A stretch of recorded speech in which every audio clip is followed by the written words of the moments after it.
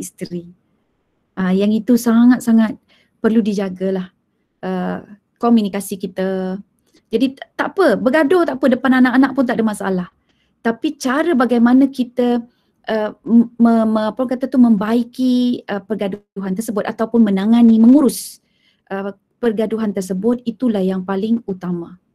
Dan anak-anak nak lihat yang itu sebenarnya. Bukan nak lihat yang cantik aja. Tapi dia nak tahu, okay, kalau misal kata ayah marah, bagaimana ayah kawal marah itu? Dan bagaimana ayah boleh menyatakan hasrat dia yang dia tak puas hati, yang dia tidak setuju. Yang itu yang akan dicontohi, diteladani oleh anak-anak. Okay. Kemudian begitu juga ibu. Bagaimana ibu dia nak menceritakan rasa tak puas hatinya itu.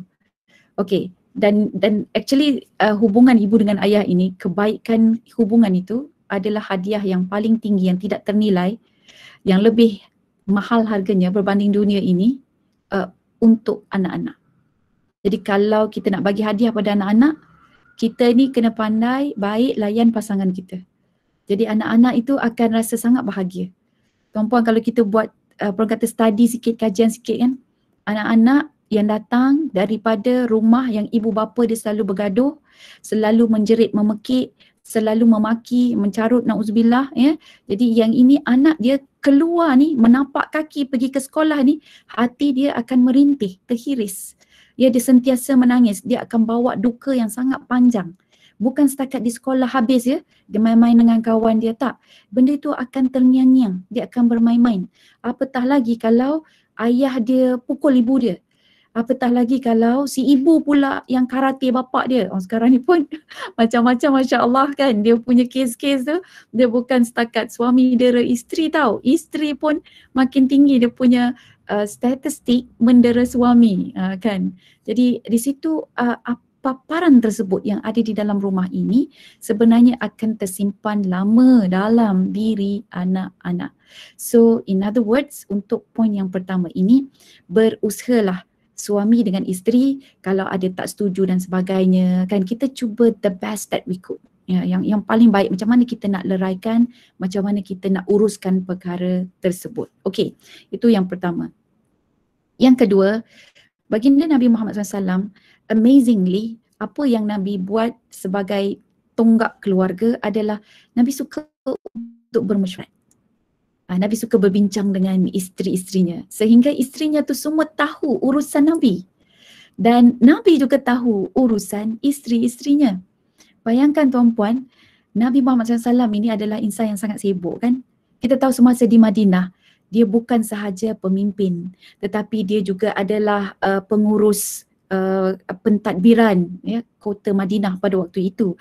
Dia juga perancang strategi untuk mengembangkan Islam di dalam peperangan dan sebagainya. Dia juga mengambil tahu tentang keadaan kepekaan umat Islam di situ, termasuk yang kecil sampailah yang ketua. Jadi maksudnya macam Masya Allah, Nabi ada 24 jam aja. Sama dengan kita pun ada 24 jam kan. Tapi cantiknya baginda Nabi Muhammad SAW dalam mengurus keluarganya, dia sentiasa berbincang dengan isteri-isterinya, termasuk anaknya kan. Dan di sini Nabi sangat pandai membahagikan masa. Jadi kita selaku ibu bapa, kita juga ada keluarga. Kalaupun kita guru, kita pun ibu bapa. Jadi kita ini perlu pandai bahagikan masa. Dan saya nak kongsikan tuan-puan, semasa saya pergi ke Madinah, saya dapat ziarah satu mathaf. Mathaf ni macam pameran. Museum pun boleh jugalah, tapi sekarang dah roboh dah tempat tu. Jadi kalau kita bawa anak-anak kita, memang nampak bangunan yang dah roboh lah. Dan saya sempat untuk lihat jadual baginda Nabi Muhammad SAW selama 24 jam. So within 24 hours, Nabi memang blok siap-siap. 4 waktu paling kurang. Saya kata paling kurang, maksudnya lebih ya. Okay, 4 waktu paling kurang untuk keluarga dia. So bilakah waktu itu? Nombor 1, selepas subuh. Selepas solat subuh, kemudian Nabi akan buat apa orang kata tu, rondaan. Dia pergi daripada rumah ke rumah isterinya. Sebab kan tu logistik pandai Nabi, dia letak rumah-rumah isterinya tu sangat dekat ya, dengan masjid. Begitu juga dengan Sayyidatuna Fatimah, dia bawa hampir dengan Nabi. Jadi kalau kita kaum wanita pernah pergi umrah, kita nak pergi ke jalan masuk ke Masjid Nabawi tu, dia kan ada pintu 25 tu kan. Jadi kita masuk ke dalam, lepas tu kita ada ruang menunggu, mungkin ada beberapa tempat yang kita transit. Jadi sebelum kita masuk ke Raudah, kita akan nampak di bahagian kiri, sebelah kiri tu ada macam dinding pintu warna hijau. So yang itu sebenarnya adalah rumah, tapak rumah Sayyidatuna Fatimah radhiyallahu anha. Jadi nampak tak jauh rumah Sayyidatuna Fatimah dan juga Raudatun Nabi. Ya. Jadi Nabi Muhammad SAW apa dia buat? Setiap pagi Nabi akan buat rondaan. Okey, itu satu. Kemudian yang kedua, bila lagi waktunya? Waktunya adalah waktu Qailulah. Jadi waktu Qailulah ini sebelum Zuhur. Okey, yang ketiga adalah waktu lepas Asar. Dan yang keempat adalah selepas Isyak sebelum tidur. Jadi nak ceritanya baginda Nabi Muhammad SAW ini dia peruntukkan masa. Saya tahu kalau kita nak ikut waktu-waktu sunnah tu kita memang tak berpeluang. Sebab lepas subuh dah kalang kabut semua kan. Kalau tak ada PKPB ni sibuk semualah nak siapkan sarapan, nak bagi anak-anak ni makan. Sekarang yang time PKPB ni pun masya-Allah sibuk pasal apa? Sebab anak-anak ni kejap lagi nak online kan. Dia ada kelas dan sebagainya. Jadi nak buat preparation. So well tak apa, tapi kita tahu bahawa Nabi dah peruntukkan masa. Dia insan yang paling sibuk tapi dia ada masa minimal 4 waktu untuk keluarganya. Ya, okey. Baik. Jadi daripada 4 waktu ini memanglah ada dia punya riwayat dan sebagainya, antaranya riwayat Nabi yang belum berlari dengan Sayyidatuna Aisyah yang tu lepas Asar.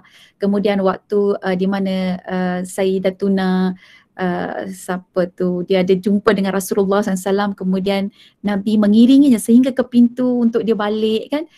Jadi yang itu adalah lepas Isyak dan kemudian Nabi kejutkan Sayyidatuna Fatimah supaya jangan tidur lepas subuh. Kan jadi itu adalah rondaan Nabi lepas subuh. Begitu juga Nabi tanya Sayyidatina Aisyah, pagi ni ada sarapan ke tak? Jadi itu juga adalah lepas subuh. Jadi kita nak ceritanya bahawa baginda Nabi memperuntukkan masa. So untuk tindakan kita kaum ibu, kaum ayah, maka kita kena juga peruntukkan masa. Tak kiralah kita sibuk macam mana, tapi kita uruslah masa. Sebab masa ini adalah milik Allah. Kita tukang urus. Jadi bila kita mengurusnya, kita cuba berusaha untuk ikut cara Nabi. Kalau Nabi ada blok masa bagi keluarga, kita pula blok masa kita. 15 minit pun jadilah sehari. InsyaAllah 15 minit ini Allah yang memiliki masa akan memberi barakah di dalam masa tersebut. Di situ akan berputiknya kasih sayang, kesefahaman, kesatuan hati, ketaatan dan sebagainya. Jadi kalau kita boleh buat lebih lagi bagus. Tapi trylah permulaan 15 minit. Saya tak tahu mungkin ibu bapa yang di dalam ini sibuk yang macam mana saya tak pasti kan. Tapi biasanya kalau saya cerita macam ni nanti diorang akan kata Sasa tak ada masa lah, Sasa tak ada masa. Memang tak ada masa sebab kita tak urus masa. Tapi percayalah pemilik masa itu adalah Allah Subhanahu Wa Taala. Kita cuma diamanahkan untuk mengurus sahaja. Jadi sebab cuba bayangkan tuan-puan kan kadang-kadang dalam kehidupan kita ini mesti ada pengalaman. Ada pengalaman yang kita rasa satu hari itu sangat panjang.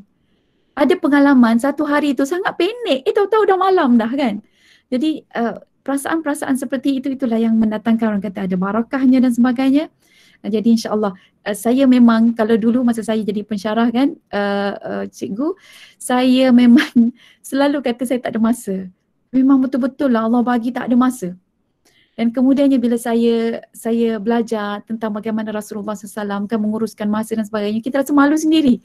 Jadi kita kata ya Allah berdosanya aku cakap tak ada masa selalu. Dan hari ini memang rasa macam takut sangat nak cakap tak ada masa, sangat takut. Sebab takutnya kerana nanti kita berjumpa dengan Rasulullah, jadi kita malu kan. Masya Allah 24 hours apa yang kita buat dah ni kan. Dan kalau kita calculate sebenarnya kan tuan-tuan puan-puan, sembahyang 5 waktu kita itu dengan umur, kalaulah kita letak umur kita 70 years let's say kan, kita baru sembahyang daripada 70 tahun itu dalam 3 tahun saja. 3 tahun saja kita sembahyang. So another 67 years tu ke mana perginya? Itu yang banyak tidur kan, banyak dekat pejabat kan. Jadi Masya Allah, jadi kalau kita calculate balik lah tu dari sudut masa. So amazing kan. Jadi Nabi Muhammad SAW lihat daripada sudut masa. Kemudian masa dan juga dia suka berbincang lah. Kemudian yang ketiga adalah daripada sudut keadilan. Jadi baginda Nabi Muhammad SAW memang kita tahu dia mempunyai isteri yang ramai. Ya. Tapi kita ni kadang-kadang minta maaf sebut ada isteri satu itu pun banyak tak adil. Kan? Tak adil pada isteri, tak adil pada anak-anak, tak adil pada tempat kerja, tak adil pada ibu ayah, tak adil pada jiran tetangga kan. Jadi nak ceritanya bagaimana Nabi Muhammad SAW conduct benda yang adil supaya benda itu adil. Macam mana Nabi urus benda tersebut. Kita boleh buat benda ni pada anak-anak kita. Ya, supaya anak-anak kita ini tidak merasa dia being left behind. Ataupun dia tidak dipedulikan, sebab selalu adalah anak-anak tu macam tu lah kan, ada kalau 3 orang tu salah satu tu mesti dia terasa gitu, atau kalau 4 tu pun rasa macam tu juga kan, kalau satu pun pernah terasa juga sesekali ya, kalau yang tunggal tu pun sama jugalah. Okey, apa yang Nabi SAW lakukan adalah kaedah dia mengundi. Okey, contohnya dia nak pergi outstation, saya sebut nama outstation, maksudnya tugas Nabi itu dia berperang dan sebagainya, maka Nabi Muhammad SAW akan membawa isterinya sekali. Dia libatkan isteri dia sekali dan situ dia akan melakukan undian. Saya teringat perkara ini bila waktu saya nak pilih anak saya mana satu yang saya nak bawa pergi umrah. Kita ni kalau ikutkan mak kan, mak dengan ayah mesti nak bawa umrah anak-anak semua, tapi anak saya 6. Kopak lah tu masa tu, memang bajet tak ada. Tapi apa yang kita lakukan adalah kita buat undian. Dan saya perhatikan anak-anak ini bila kita biasa buat benda yang adil macam tu, jadi dia bila nak buat keputusan sesuatu yang dia rasa tak boleh, dia takut dia tidak berlaku adil, dia pun mengundi sama. Jadi dia buat undian. Jadi benda itu to me pada saya adalah skill macam mana kita perlu berikan, tu orang kata latihan tu pada anak-anak supaya dia boleh bawa adil tersebut ke mana-mana dia pergi. Sebab adil ni juga merupakan salah satu daripada sifat kepimpinan. Ya. Jadi baginda Rasulullah SAW sangat adil, dan adilnya dia Masya Allah, dia libatkan ahli keluarganya dengan urusan dia. Jadi sangat cantik kan. Jadi Nabi Muhammad SAW dia tu yang tadi yang mula-mula dia berbincang, dia suka syura, dia suka tanya pandangan kan. Dan ini bukan cara Nabi Muhammad SAW sendiri ya, bukan. Kalau kita lihat Nabi Ibrahim pun sama juga. Dan waktu Nabi Ibrahim mendapat wahyu mimpi dia yang dia kena korbankan Nabi Ismail alaihissalam, yang perkara pertama yang dia lakukan adalah dia make sure benda ini memang betul-betul adalah wahyu daripada Allah. So bila dia confirm, kemudian dia dapatkan anak dia dan dia tanya pada anak dia, okey dia mimpi begini-begini, dia kata apa? Fanzur madza tara. Dan aku nak dengar apa pandanganmu. Kalau ikut tafsir, waktu itu Nabi Ismail AS adalah umur dia dipanggil umur Sa'ya. Jadi umur Sa'ya ini umur dalam 11 tahun, 12 tahun, you know. Kalau kita panggil apa twins, twin T-W-E-E-N, dia dalam umur waktu dia nak teens tapi tak teens lagi kan. Masih tak kanak-kanak lagi. Jadi macam umur anak-anak kita juga ya. Dan waktu itu Nabi Ibrahim boleh tanya pada Nabi Ismail, kot, benda ini benda arahan daripada Allah. Kalau arahan daripada Allah, kita boleh sebut aja ini wajib bagimu, sama ada kau setuju ataupun tidak, maka kau wajib patuh. Kan? Tapi itu tidak berlaku. Dan Nabi Ibrahim AS nak dengar pandangan daripada anaknya. Jadi benda yang sama juga, kita harus berbincang ya, kita harus banyak tanya pandangan ya, suami isteri ya, dan kemudian jagalah hubungan kita dan sebagainya. Baik. So itu adalah 3 perkara yang ditegakkan oleh baginda Rasulullah